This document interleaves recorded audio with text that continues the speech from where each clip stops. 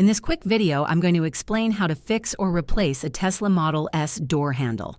If your door handle is stuck, not retracting, or completely broken, here's what you can do to address the issue. First, check for any visible obstructions like dirt, debris, or ice. Clean the area around the handle with a soft cloth or brush. For frozen handles, use lukewarm water to melt the ice, but avoid hot water as it can damage the sensors. Once cleaned, test the handle by pulling it manually to see if it responds.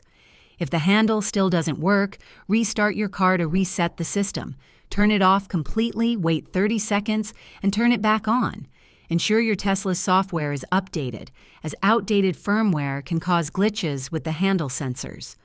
For mechanical issues, inspect the alignment of the handle. If it feels loose or misaligned, you may need to tighten or adjust it. Use the emergency release cable located inside the door panel. Refer to your owner's manual for exact instructions to manually open the door if needed. If the handle is physically damaged or unresponsive after troubleshooting, you'll need to replace it. While replacing the handle yourself is possible, it requires removing the interior door panel and disconnecting electrical components, so it's best left to professionals. Contact Tesla support or visit a service center for a proper replacement. If this video helped you, please like and subscribe to the channel for more Tesla tips and troubleshooting guides. Thanks for watching and enjoy smooth access to your Model S.